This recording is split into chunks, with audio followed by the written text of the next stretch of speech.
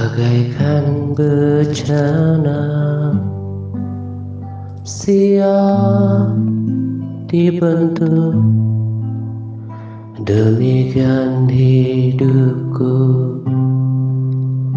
di tanganmu. Dengan urapan kuasa Roh-Mu,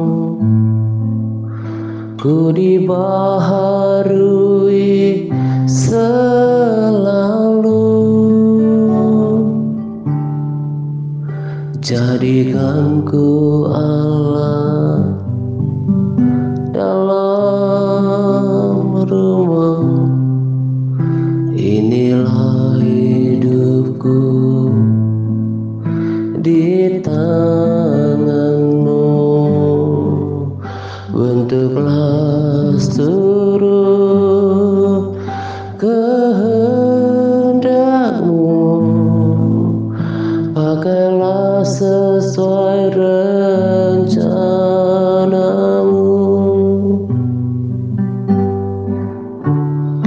Ku mau seperti-Mu, Yesus, disempurnakan selalu dalam segenap jalanku, memuliakan nama-Mu.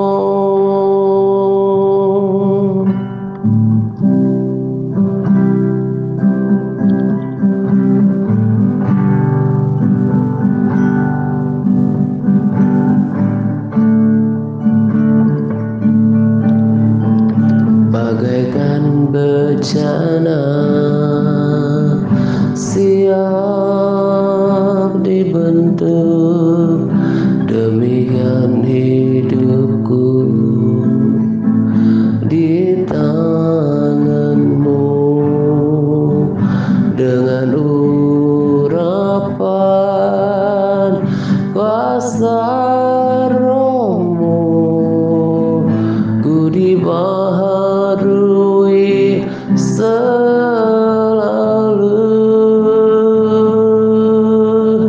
Jadikan ku Allah dalam rumah-Mu. Inilah hidupku di tangan-Mu. Bentuklah seluruh kehendak-Mu, pakailah sesuai rencana-Mu.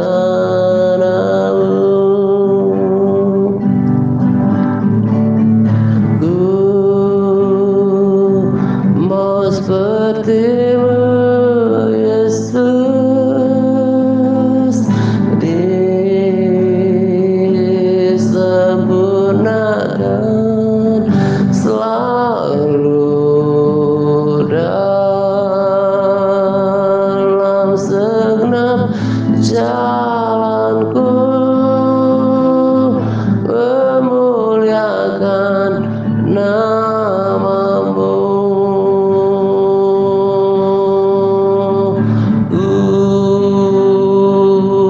Mau seperti-Mu, Yesus, disempurnakan selalu dalam segenap jalanku, memuliakan nama-Mu.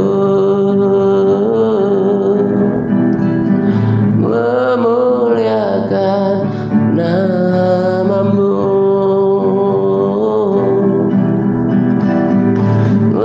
Memuliakan nama-Mu.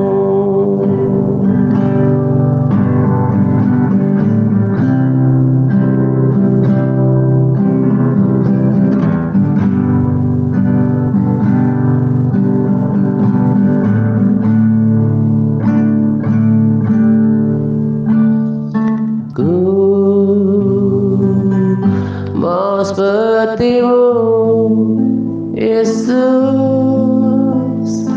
disempurnakan selalu dalam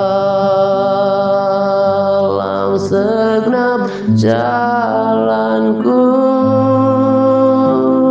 memuliakan namamu. Ku mau sepertimu, Yesus, disempurnakan selalu dalam segenap jalanku, memuliakan namamu.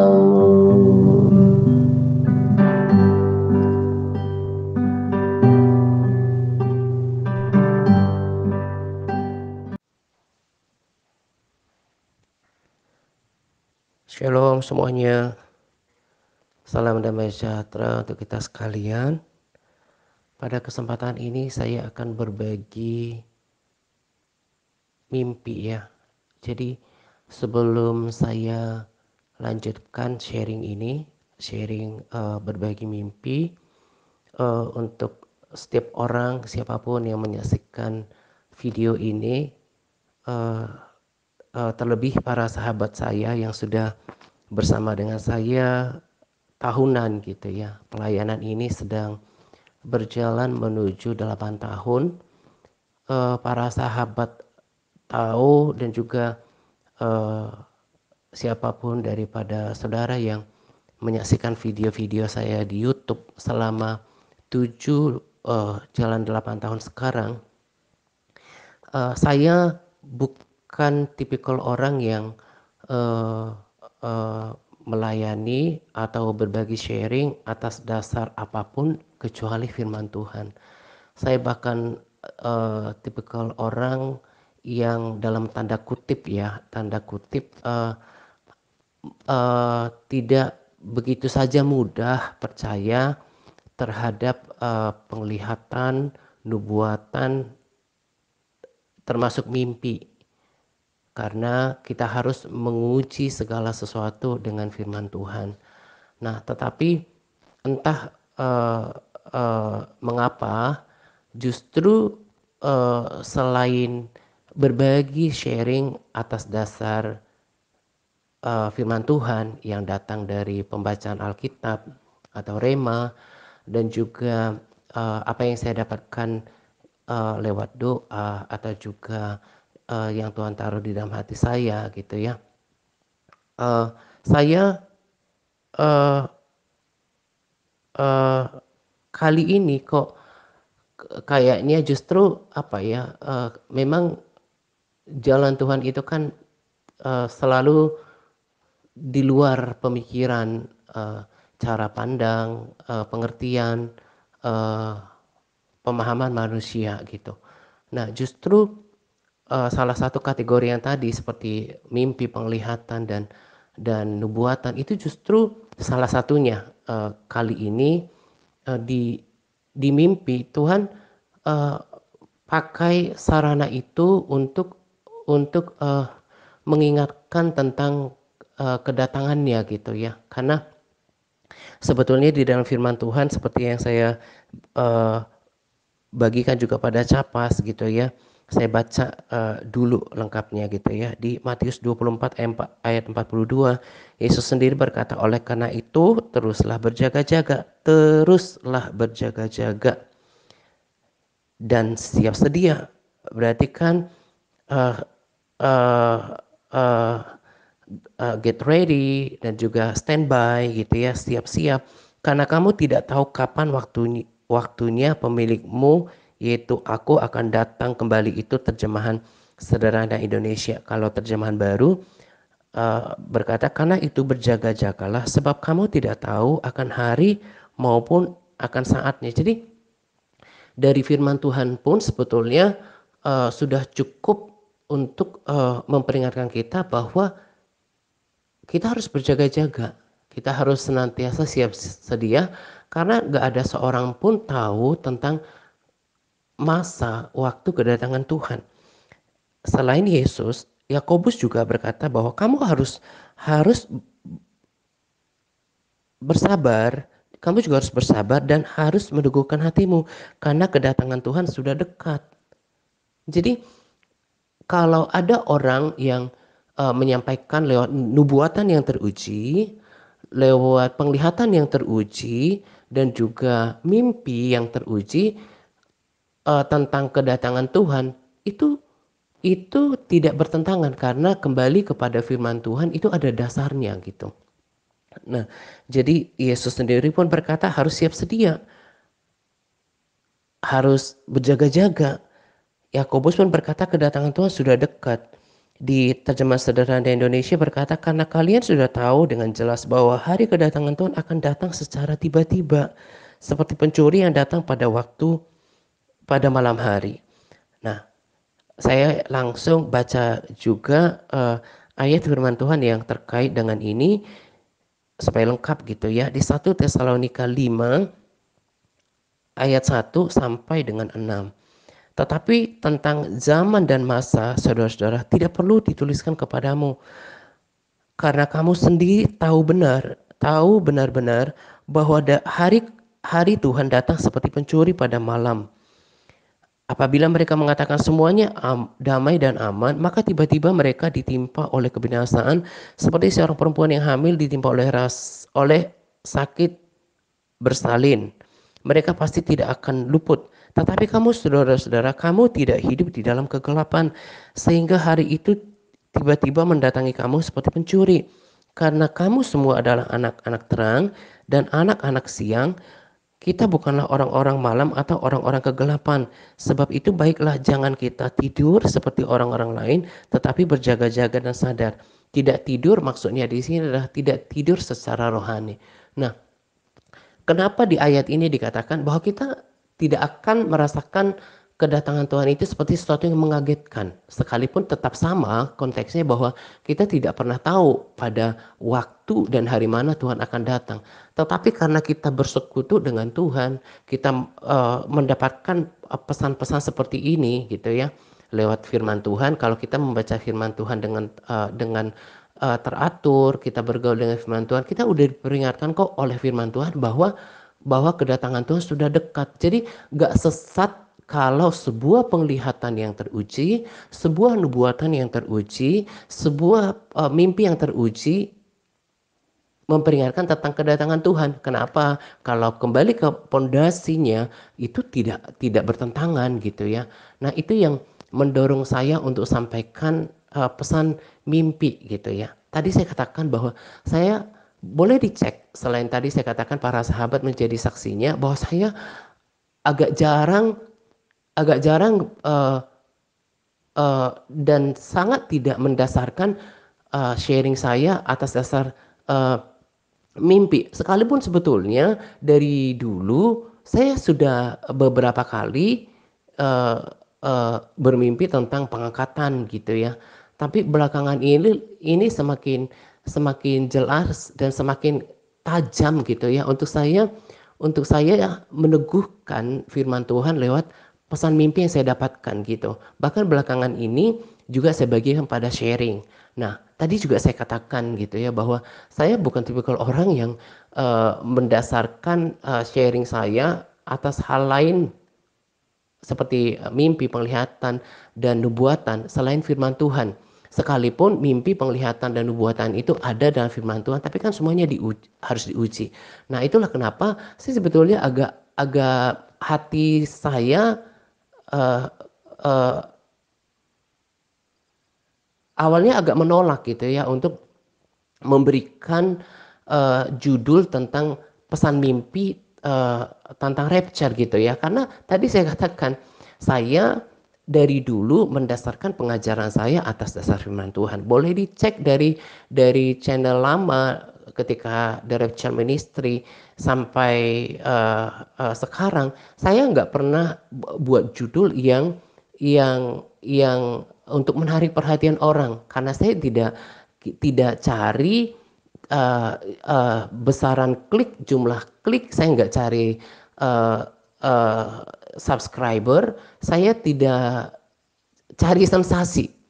Karena saya paham betul dari dulu saya sudah berulang-ulang, kekristenan orang sekalipun dia dia suka mendengarkan penglihatan, mendengarkan video, pesan penglihatan, nubuatan dan mimpi, kalau dirinya, kalau yang bersangkutan tidak membangun kekristenannya dengan keaktifannya untuk baca firman, keaktifannya untuk menjadi pelaku firman, keaktifannya untuk menjaga kekudusan atau kesucian hidupnya, keaktifannya untuk memperhatikan dengan saksama bagaimana dia hidup, menjaga hatinya, pikiran, perkataan, dan perbuatannya, keaktifannya untuk memiliki jam-jam doa yang teratur, keaktifannya untuk merenungkan firman Tuhan, keaktifannya untuk berpuasa, dia tidak akan pernah berubah.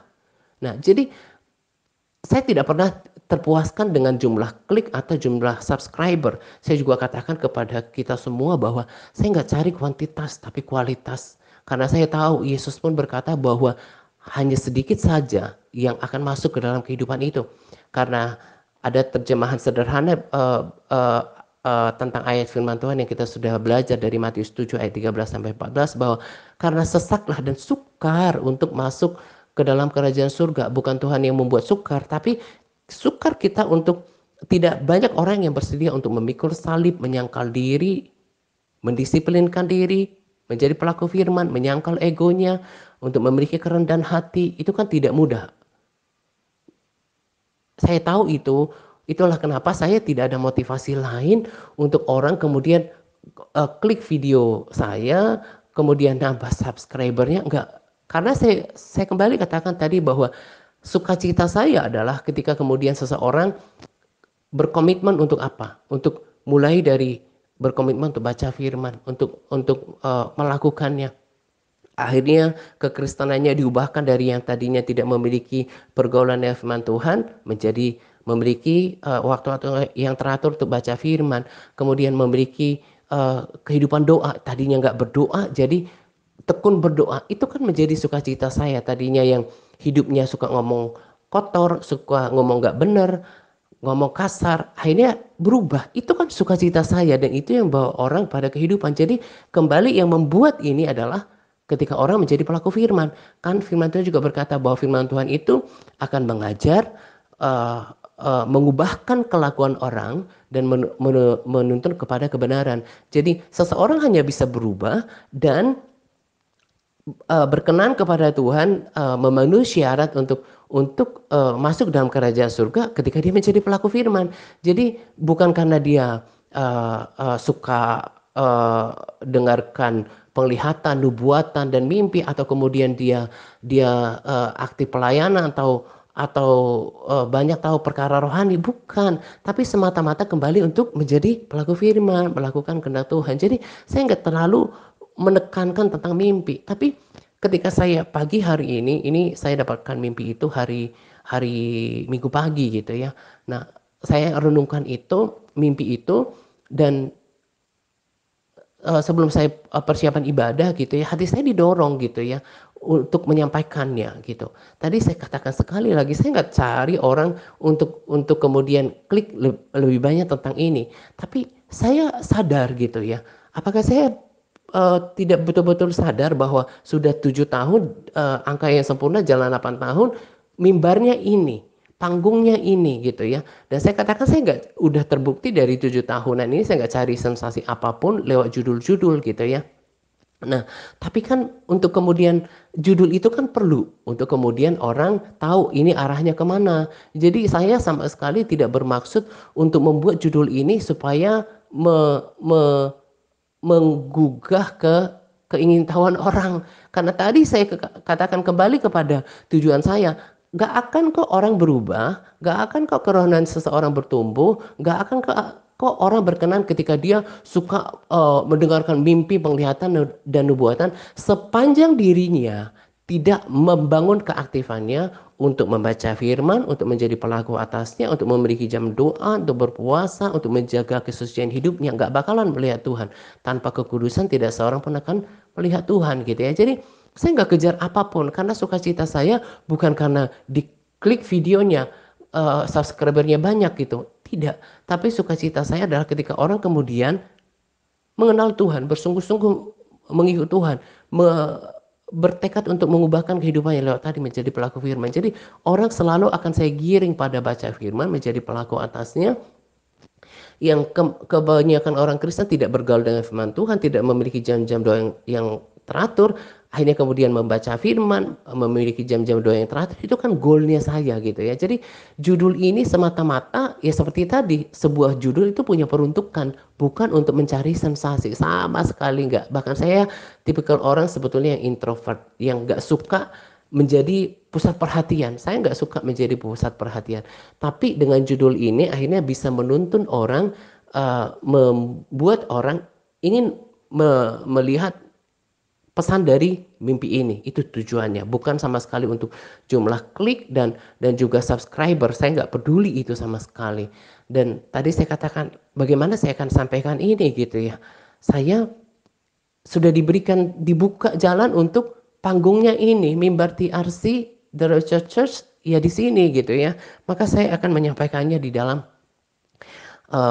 dalam panggung yang memang sudah terbuka.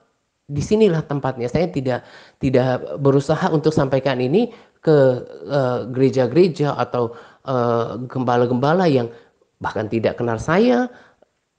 Saya hanya justru di media sosial ini adalah panggung yang lebih justru menjangkau siapapun. Nanti orang bisa mengkliknya dimanapun dia berada gitu ya. Dan Tuhan bisa kirimkan video ini kepada orang-orang yang memang sungguh-sungguh Tuhan mau selamatkan gitu ya. Karena ada orang-orang yang memang ya Tuhan mau menyelamatkan semua orang, tapi ada orang-orang yang memang nggak peduli tentang perkara rohani gitu ya. Nah, jadi dalam mimpi ini itu sangat jelas sekali. Saya bermimpi, saya ada 3 orang gitu ya di dalam mimpi itu, dan ketika kita sedang berjalan tiba-tiba Yesus muncul gitu ya. Dan dia senyum mengarah ke saya. Dan senyumannya itu seperti yang pada umumnya tidak asing lagi orang-orang saksikan, penuh kasih, penuh kemuliaan, damai, dan itu berbeda gitu. Dan dia senyum kepada saya. Ini saya buat mimpi untuk membuat menciptakan image terhadap saya ya. Kan itu kan sama dengan kebohongan. Dan nanti orang yang berbohong juga nggak berkenan di hadapan Tuhan. Bagaimana mungkin saya membuatkan video ini untuk malapetaka bagi diri saya sendiri. Jadi saya mau sampaikan mimpi ini dengan jujur gitu. Dia melihat ke saya, sorot matanya ke saya, dia senyum kepada saya, dan satu hal yang ya tetap membuat saya aman gitu ya. Berkali-kali saya katakan, siapa sih yang tidak ingin pelayanannya lebih besar, lebih menjangkau banyak orang. Tapi lebih daripada itu, bukan besarnya pelayanan. Kita sudah lihat, kita sudah saksikan ada banyak orang yang dikenal banyak orang, tapi kemudian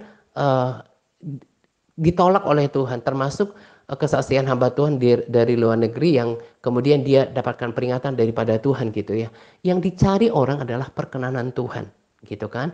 Nah, jadi dia menatap saya, yang saya tangkap, yang saya pahami, bukan saya duga-duga, tapi saya rasakan di dalam mimpi itu adalah bahwa dia berkenan atas diri saya gitu ya.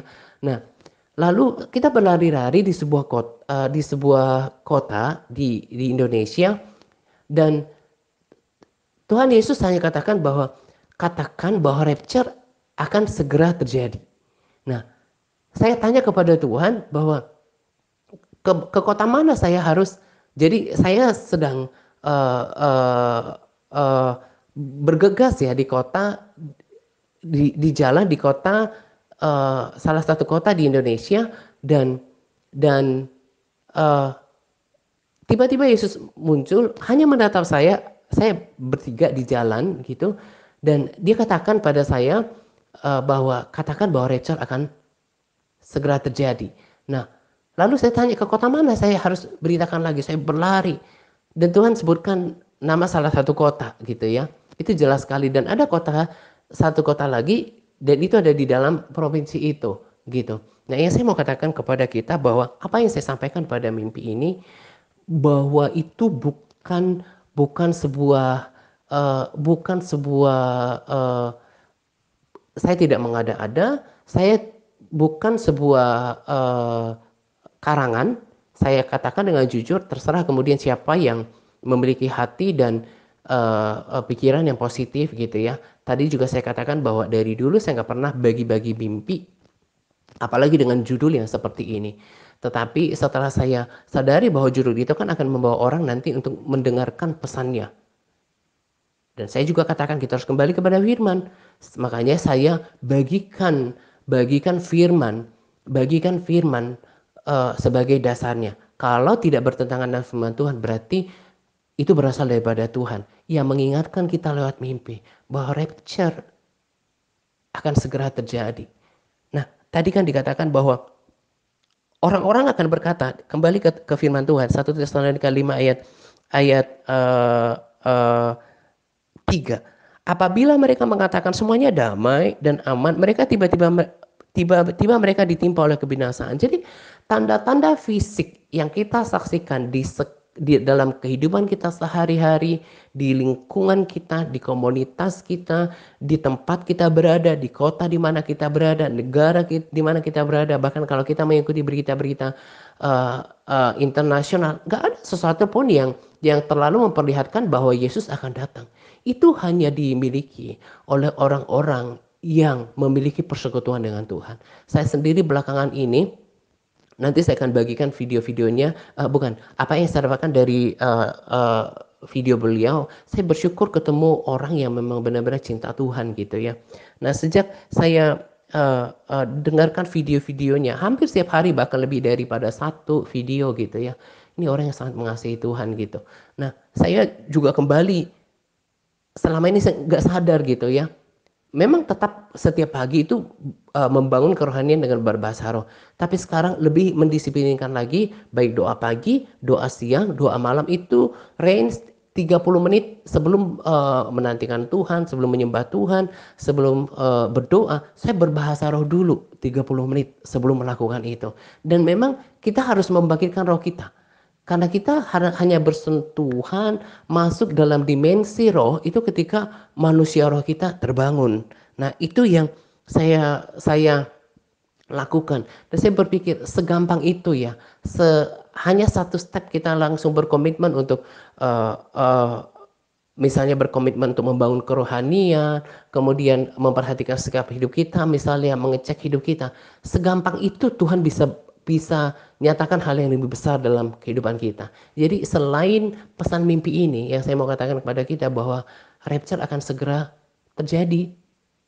Kembali kepada firman Tuhan, berjaga-jaga, berjaga-jaga, sebab kita tidak tahu. Bahkan saya tekankan lagi, keadaannya tidak ada yang berubah secara signifikan di dalam di dalam kehidupan jasmani. Gak ada di lingkungan kita. Dengan kehidupan kita semuanya normal, berjalan biasa, tapi mereka yang berjalan dalam roh, makanya tadi yang hidup di dalam pimpinan Roh Kudus itu akan mengerti, gak kaget. Karena selain lewat mimpi, sebetulnya di alam roh juga saya tahu karena saya membangun persekutuan dengan Tuhan. Saya tahu bahwa Jesus is coming soon. Makanya saya damai sejahtera untuk menyampaikan ini. Karena itu berjaga-jaga, berjaga-jaga, berjaga-jaga, dan kedatangan Tuhan akan segera terjadi. Karena kedatangan Tuhan sudah dekat, kata Yakobus. Dan tidak seorang pun akan tahu, gak ada tanda secara fisik yang yang menunjukkannya.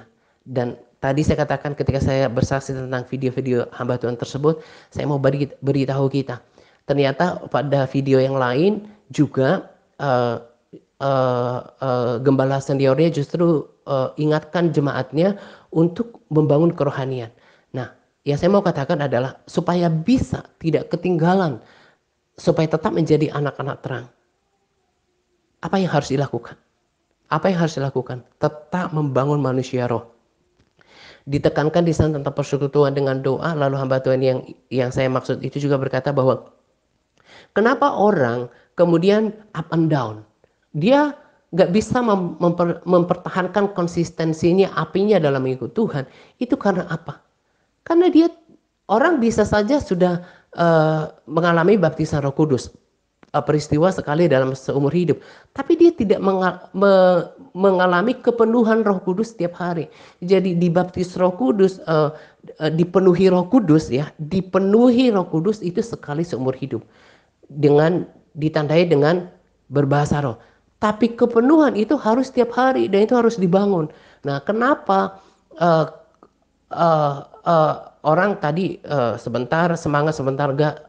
Itu karena persekutuannya tidak konsisten, dan juga manusia rohnya itu dirinya tidak mengalami kepenuhan roh kudus setiap hari. Nah, orang-orang seperti ini adalah orang-orang yang juga termasuk orang anak-anak gelap gitu. Dia nggak, rohnya itu nggak nyala. Tapi orang-orang yang tetap menjaga persekutuannya dalam Tuhan juga yang menjaga, dia selalu mengalami kepenuhan Roh Kudus. Dia tahu apa yang terjadi di alam roh, kan Allah itu adalah roh. Dia tahu apa yang terjadi. Nah, inilah anak-anak terang yang selalu menjaga kehidupannya setiap hari, mempersembahkan tubuhnya sebagai persembahan yang hidup, yang kudus dan yang berkenan kepada Tuhan, dan memperhatikan dengan saksama bagaimana dia hidup. Sekali lagi saya katakan, semua seperti seolah nggak ada menandakan Tuhan mau datang. Ya, itu di alam fisik, itu di lingkungan kita. Tapi orang-orang yang berjalan dalam pimpinan Roh Kudus, itu akan tahu. Itu akan tahu. Berjaga-jaga, kata firman. Saya kembali kepada firman. Saya harus kembali kepada firman. Karena kalian sudah tahu dengan jelas bahwa hari kedatangan Tuhan akan datang secara tiba-tiba. Karena kedatangan Tuhan sudah dekat. Dan dikatakan bahwa orang gak ada yang, semuanya baik-baik aja. Maksudnya gak ada yang berubah. Semuanya berjalan, pemerintah dengan programnya, gereja dengan programnya, masyarakat dengan kehidupannya mencari nafkah, makan dan minum. Gak ada yang berubah. Tapi agenda roh, agenda di alam rohani, itu berbeda. Nah, hanya orang yang memiliki persekutuan dengan Tuhan dan kemudian yang tetap mengalami kepenuhan Roh Kudus itu akan mengerti perkara di alam rohani. Nah, kiranya peringatan ini menjadi peringatan buat kita untuk berjaga-jaga. Dan untuk berjaga-jaga apa yang harus lakukan? Tetap bangun persekutuan yang intim dengan Tuhan dan alami kepenuhan Roh Kudus setiap hari. Jangan udah berbahasa roh tapi gak ada bedanya dengan orang yang tanpa berbahasa roh. Tetap lemah, tetap naik turun, putus pengharapan, tetap gak bersemangat. Itu berbeda. Orang sudah dipenuhi Roh Kudus atau mengalami kepenuhan Roh Kudus, beda. Nanti saya akan bagikan video pengajaran yang sederhana dari oknum hamba Tuhan tersebut. Beda. Orang kalau mengalami kepenuhan Roh Kudus selalu ada getaran di dalam hatinya untuk selalu berapi-api di dalam Tuhan. Hanya orang-orang dalam kategori ini yang mengerti tentang perkara roh. Saya sudah sampaikan apa yang saya bagikan. Saya tidak mencari sensasi, tetapi pagi hari ini saya ngerti bahwa inilah panggungnya. Sampaikan dengan motivasi yang murni. Bahwa saya hanya mau katakan pesan Tuhan lewat mimpi, bahwa rapture akan segera terjadi. Nah, kiranya kita terus menjaga kehidupan kita, berjaga-jaga kata Tuhan senantiasa. Lewat apa? Membangun persekutuan dan pastikan setiap hari hidup dalam kepenuhan Roh Kudus, hidup dalam pimpinan Roh Kudus. Gitu ya. Ini saja sesi berbagi pesan mimpi untuk kita. Saya nggak tahu apa yang Tuhan mau kerjakan nanti. Tadi kan saya katakan saya malah seorang yang dalam tanda kutip tidak, agak menentang ya tentang pesan mimpi gitu ya. Tapi kok malah itu yang sarana itu yang Tuhan mau, yang Tuhan sampaikan kepada saya selain dari firman Tuhan, dan itu sejalan gitu ya. Nah, saya nggak mau nanti kenapa saya sampaikan ini, entah terserah kata orang seperti apa di luar sana, saya nggak punya urusan. Saya hanya punya urusan dengan Tuhan, bahwa saya hanya mau tunduk sama Tuhan, dan saya sudah sampaikan apa yang disampaikan kepada saya lewat mimpi. Katakan kepada orang-orang bahwa rapture akan terjadi. Kiranya diperhatikan supaya setiap kita menjadi bagian daripada anak-anak terang. Selamat menjelang doa pagi untuk kita sekalian. Semangat berpuasa kepada all MTRC yang terus bersemangat berpuasa. Semangat par, Tuhan Yesus memberkati kita senantiasa. Jesus is coming soon. Mau sepertimu, Yesus, disempurnakan selalu dalam segenap jalanku, memuliakan namamu. Ku mau sepertimu, Yesus,